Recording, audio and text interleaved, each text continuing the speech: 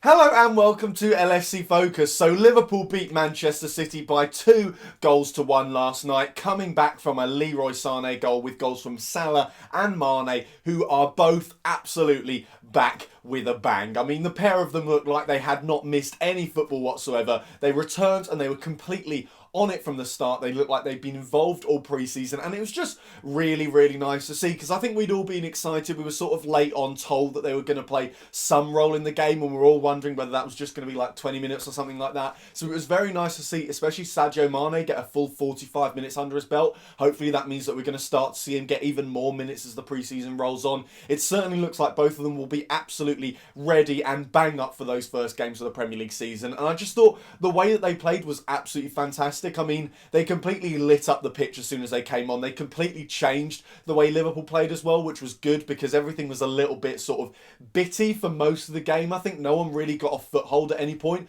but once Mane and Salah came on, Liverpool absolutely took control and proper started to get in Manchester City's faces. And I know that it's mainly Man City's academy and it's only kids and stuff like that, but they're still good footballers. We saw that during the game as well. They played a lot of nice stuff. They created some nice chances even before, like Sane and Bernardo Silva came on, and Riyad Mahrez was the only senior player out of all of them. I thought Man City actually played very well, especially given the conditions and the Liverpool side that they're up against. So it was nice to see that we really started to actually go at them in that last half hour, and it was very much Mane and Salah who put all of that together. I thought the way they ran off of each other, the way they picked each other out with passes as well, it was really nice to see them almost working as equals. I think people maybe see Salah as the goal scorer and Mane as the creator. You know, we kind of had that last season as well. Salah was the winger who'd get into the box to help out Firmino, and then Mane was the one who'd drop deep to kind of create chances for them. So it was good to see that they were both working together and they were in tandem and stuff like that. And like I said, the passing was just carving City open at times. You know, whenever they put their attention on one player, it would immediately, a pass would go to the other one who was in plenty of space. You know, I noticed from that game, it did feel like they were putting a little bit more emphasis on Salah. You know, he's the guy who's got the reputation. He got all the goals last season. Everyone sees him as the primary threat. But as soon as they put maybe one or two players on him, they diverted their attention to Mo Salah. Mane would instantly make like an incisive run that would put him through on goal, and Salah always knew exactly where he was, and that was really promising, because I think Salah is going to come under a lot more pressure this season. You know, like I said, he's seen as the goal scorer. He's probably going to have at least 2 defenders on him at any one time next season, so it's good to see that the players around him, especially Mane, who's going to be playing a lot of first team football with Salah next season, are aware of that situation and they know how to capitalise on it, and that Salah is also on the same wavelength as well, because I think if they carry on playing like that, especially once you add Keita and Firmino into the mix as well, you're going to have a seriously good attack on your hands. And I mean, we've spoken about the creativity problem, and I still think there is a need for a number 10 there, but once you throw Firmino and Keita in, all of those players are both capable of scoring goals and dropping deep to create as well. It's not like they're all goal scorers. It's not like they're all natural in the box players. They're all capable of dropping outside, you know, maybe coming almost 30 yards from goal or even further away from that to try and create space and make passes for their teammates. So there will still be situations where we need a natural number 10, where we need a natural creator who's going to sit even deeper. But judging on the way Mane and Salah played there, and the fact that we didn't even see Keita yesterday, which was obviously a disappointment, and we've got Firmino to come in, I think we could have an absolutely phenomenal attack on our hands next season. And I thought the goals that the two of them scored really nice as well. You know, Salah really feels like he's becoming a natural goal scorer. He's not just a winger who does a lot of numbers. He's almost like a natural striker in the way that he scores. You know, that header where he reads the situation so well, he anticipates the cross coming in, he gets into the right position and then knows exactly how to divert the header past the goalkeeper as well. It made me think about the one that he scored against Bournemouth towards the back end of last season as well, where, you know, wingers don't typically score headed goals, and they certainly don't score headed goals where it takes a lot of technique. We certainly saw that in the one against Bournemouth, and there was a little bit of that yesterday. So that's really promising, and for me suggests that Salah will still do similar numbers to to last season.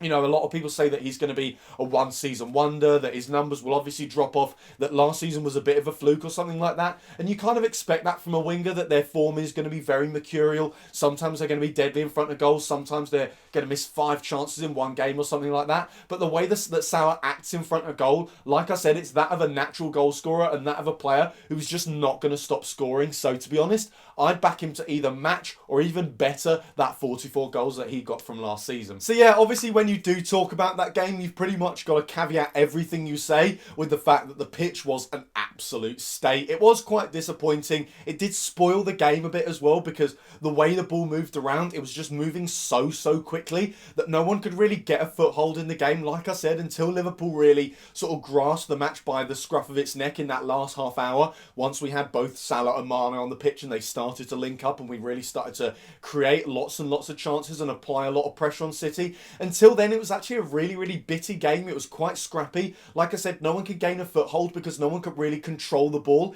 It moved around so quickly that it was just so easy to lose it. And players like, Van Dijk, who's normally so composed and so good with his long-range passing, was just booting them out for throw-ins and stuff like that because the players just couldn't really work out how to use the ball properly. And it also, I think, explains the City goal a little bit, because I think on that pitch it was almost impossible to defend on the back foot, and I think once someone gets in behind you there, you're basically done for, and that's essentially what happened with Sané and Virgil van Dijk. Van Dijk is a fast player, I know Sané is as well, but I trust that on a normal pitch, Van Dijk would not even get into that position in the first place, and even if he did, I think he'd be able to get back far enough that he could put some pressure on Leroy Sané and hopefully put him off from scoring the goal. Unfortunately, he couldn't do that because I just think the state of the pitch meant that he was never going to catch up with Leroy Sané, and it also meant that the ball moved past him with such speed that he almost couldn't read the situation until it was too late. So that does kind of explain the goal for City, and explains a lot of the match in general. It does make it a little bit difficult to read anything into it. It was sort of disappointing because I think with Gomez at centre-back, that's kind of the role we're expecting him to start the season now, with Lovren probably not available, Matip looking like he's going to be injured or at least laid off for that first game of the season. Gomez is probably seen as the natural centre-back partner to Virgil van Dijk, so there were a lot of eyes on him in that game, but it was very tough to judge. You can't really judge someone's reading of the game because the ball moves completely differently. I think he did make some nice tackles as well, which was good to see him getting stuck in and stuff like that, especially given it's pre-season. Players do pull out of a lot of tackles normally in those kind of situations, but again, some of that was to do with the pitch. It's easy for players to lose their footing. A lot of tackles were made last ditch because of mistakes that were made because of the pitch, so it was a little bit annoying. But on the plus side, we did come away injury free, and that was a massive worry going into the game, so at least there's a positive to take there. So one Liverpool player that I did think was really impressive in that game was Curtis Jones. I thought he was a standout player of what was, like I said, a very bitty, very average, to be honest, first half. He really stood out with the way that he played. He got on the ball with confidence. He got at the goal with confidence as well. He didn't look like a lad who was just trying to get in positions where, he could be safe, where he wasn't going to be challenged. He was driving into those danger areas, getting at the box and trying to make something happen, and that's really promising from a youngster as well, because, I talked about Lazar Markovic even in the game against Blackburn, and he's more of a seasoned professional. He's an older player. He's got more experience, and even he was dropping into kind of areas with space that weren't really threatening, but just meant that he could get on the ball with safety and not risk losing it. And the thing that really impresses me about Curtis Jones is he never does that. He's always in the danger areas, and often in areas where he's actually likely to lose the ball, and that has happened a few times where he's given possession away. But if you ask me, that's not something that we should worry about, because it shows that he's got the confidence to get into those positions, and also, again, getting at the goal as well and trying to make something happen. And it's a bit disappointing that he didn't get the goal. I think his shooting is maybe something that he does need to work on just a little bit. Obviously, he finds the target with most of them. It's not like he's blamming them high and wide every time and just taking useless speculative shots. He was getting them at the goalkeeper, but I just think he needs to test the goalkeeper a little bit more, because if he can add goals to his game, then he could be a serious prospect for Liverpool. And I thought the way he played as well, it definitely backed up the manager's comments about his Scouse attitude. Now, I don't know how many people have seen the interview, but he essentially said that when Ben Woodburn and Trent Alexander-Arnold came into the first team, they were both quite shy. They were almost starstruck by playing with these first team players who were such incredible world-class footballers, and Curtis Jones just wasn't like that at all. He tells people what he thinks. He's not afraid to get up in the face of his teammates and stuff like that, and that definitely shows in the way he plays. One of the things that has stood out for a lot of people and has made Curtis Jones look so impressive is the fact that he actually looks like a seasoned professional. He looks like someone who's been playing in the first team for years, and that's a very promising sign if we want to rely on him next season, because like I said, if he can just add goals to his game, I think he will get a lot of minutes in the coming season. I think he'll get games anyway. I think certainly in the cup games, he's someone that Jurgen Klopp will look at and look at the way he plays and think, I can trust you to actually step in and do a job here. You know, you're not going to be phased by the situation or anything like that. I think the only thing he really needs to add now is just a few more goals and then a little bit more creativity as well, because like I said, he was getting in those threatening positions, he was getting some shots away as well, but there weren't many times where he actually picked out a teammate. And I think with players like Daniel Sturridge on the team as well, Adam Lallana was playing alongside him in that front three as well, you just want to see him playing them through a little bit, creating chances, because like I said, creativity is a little bit of a problem that Liverpool have at the moment, and if Curtis Jones could be the solution to that as well, then he could get some serious game time next season. So yeah, while I did like the look of Curtis Jones in that first half, I did think our attack in general in the first 45 minutes did leave a fair bit to be desired. I think, again, there was a little bit of a creativity problem there. A lot of that was to do with the personnel we had on the pitch. I think there were just too many box-to-box players. You know, you had Milner, you had Gini Wijnaldum, and you had Curtis Jones, who's a bit more of a midfielder at the moment anyway. And then Adam Lallana as well. I felt we saw the limits of him there. You know, we've seen him in attacking midfield so far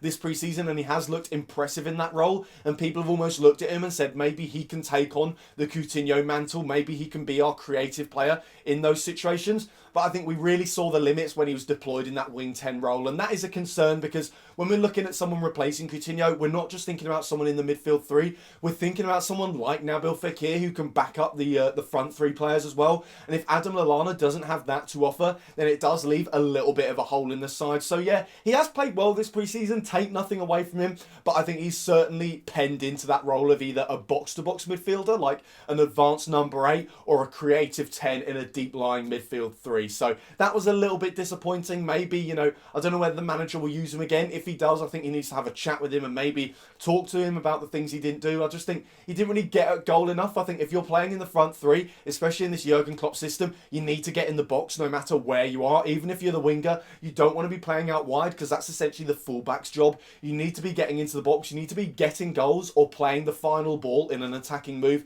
And that was just missing ever so slightly from Adam Lallana's game last night. And then I thought Sturridge was a very, very interesting case, because this was the first time in pre-season we'd actually seen him play down the middle in that central striker role, where he's made a career for himself at Liverpool essentially, and it was probably one of his weaker games. I thought he actually looked a little bit isolated there, and again, a lot of that might come from, you know, the players that he was playing with. Maybe if he plays in that second half with Mane and Salah, it's a different story. Hopefully that's something that we'll see later on in this pre-season, because one of the things that a lot of people have said about Sturridge is that he probably will get his chance this season as a centre-forward because of the Firmino situation. I think at the moment, out of all the strikers we've got available, and we will have available on that first day of the season, Sturridge has been the most impressive so far in pre-season. You know, he's got the most goals. His overall play looks good. He looks very mature. He looks very sharp. And I just think when he played in that central striker role last night, he looked isolated. He wasn't doing all the things that he's done so far in pre-season in terms of bringing his teammates into play, being a creative force as well as a goal-scoring one. And it just makes me wonder whether maybe this positional shift isn't as much about, you know, Klopp just thinking, I need more creative players, so let's try Sturridge out in that role. And more Klopp actually looking at Sturridge and thinking, with your age now and with the way your skill set's changed, and most crucially with the fact that he's lost a little bit of pace over the years, mainly with injuries and stuff like that, he's actually more suited to a deep-lying role. So yeah, obviously it's only 45 minutes and you can't judge a player on that. You know, everyone's had a bad 45 minutes at some point this pre-season, so hopefully later on in pre-season, maybe even in the game against Manchester United, because that will obviously be a tough test against their defence, and it's the kind of defence that Liverpool will come up against a lot next season when they play against the small teams. So I quite like to see him in that situation, because I just think with Mane and Salah either side of him, that's where he's going to be playing more next season, and hopefully he can offer a little bit more as a central striker there. So yeah, apart from that, there were a few other positives to take from the game as well. I thought it was very nice to see Gini Wijnaldum back. I think given his extended absence in pre-season, he's missed a lot of games through various different reasons as well. I think a lot of people were starting to get suspicious that maybe the rumours about him seeking a move away from the club to get more game time and stuff like that actually had a bit of facts behind them. So it was nice to see him playing. I thought he did offer a lot. I like the way he tackles as well, the way he wins the ball back by essentially just sticking his bum out and getting in people's way. I've missed seeing that from Gini Wijnaldum, so it is good to see. He will be a useful option for Liverpool next season. He's probably not going to be playing first team football week in, week out, but I think think as long as he stays, he'll be a very important squad player for us. I thought Woodburn impressed an awful lot as well, especially given that he's had a slightly shaky pre-season. He's been sort of neither here nor there. He's not been terrible, but he's never really shined. I thought in that game, playing as a front foot midfielder, especially in that last half hour, he started to look really good, and I think maybe that's the role where Woodburn could really shine for Liverpool next season. You know, it's almost like a withdrawn Firmino, essentially, in that he plays number 10 rather than number 9 for Firmino, and he does occupy that space, but he tends to drop deep a lot to receive the ball, to create chances, to feed his teammates as well. And I think that's probably something that Liverpool could really do with, you know, a number 10 who also fits the Jurgen Klopp style of play. So maybe we'll see a little bit more of that from Woodburn between now and the end of pre-season, and then maybe even he could be a useful squad option for Liverpool next season, because that was nice to see after what had been a fairly tough pre-season for him so far. And then I thought Kelleher looked good as well. Another youngster, someone who there was a lot of pressure on, you know, for 45 minutes up against Man City, especially given that they had Leroy Sané in their ranks as well and Bernardo Silva. They had proper goal threats in that second half, and I thought he dealt with them reasonably well. He makes a really nice save from Leroy Sané when City make a really good attacking move, you know, makes himself big, stops the ball, gets it away and stuff like that. He can't really do much about the goal, to be fair, to him. It's been absolutely planted in the bottom corner by Leroy Sané, and I just thought the way that he played showed a lot of confidence and a lot of assuredness, and I thought he was very wise in that he didn't try and play it out from the back, because I know that's what Jurgen Klopp wants from his goalkeepers and stuff like that, but on that pitch, if you tried to play it out from the back, you're asking for trouble, because it was very difficult to control the ball. So I thought he made a very good footballing decision there to just boot it clear whenever it came anywhere near him. And obviously, look, he's not going to be the backup for Alisson this season. He's not going to challenge Alisson for the top spot, because Alisson is going to be the unequivocal number 1 goalkeeper. But the thing with Kelleher is he's so young that almost doesn't even matter. You know, he can keep improving, he can keep learning, and then maybe a few years down the line, he can start thinking about maybe being a backup to Alisson. And who knows, if Alisson ever leaves the club, we could have a ready-made good goalkeeper on our hands in Kelleher. And I know that's me getting ahead of myself quite a lot. The lad is very, very young. It's only pre-season as well. But you've got to go off of what you've seen. And so far, I think what we've seen from Kelleher, especially the way he catches the ball and takes it as well, he's looked very confident and very good, and hopefully could be a prospect for Liverpool in the future. And then finally, I thought Dom Solanke did well as well. You know, another player like Woodburn who's had quite a tough pre-season, especially in terms of getting goals. I thought once Mane and Salah came on, he was essentially playing the Firmino role, and I think that's actually where he looked best, and I think that's where a lot of our strikers do look best. They're not really good at being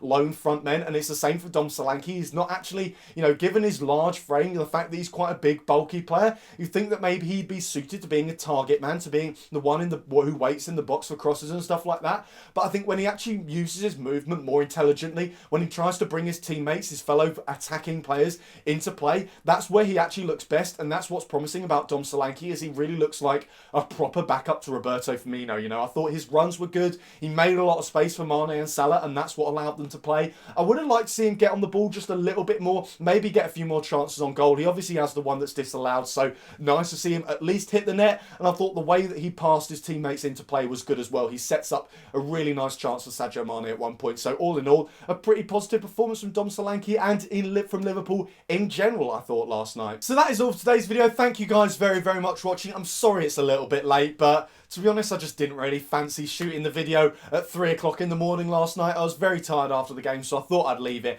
and then do it a little bit later. Now I've got a little bit more energy and stuff like that, so I hope you did enjoy the video. If you did, then hit that like button down there, hit that subscribe button there if you're new around here. Check out some of the other videos that have been out on the channel over the past few days as well. Don't forget to follow at LFC Focus TV on Twitter, and I'll be hopefully back with either some transfer news or post-match reaction to the Man United game. Bye for now.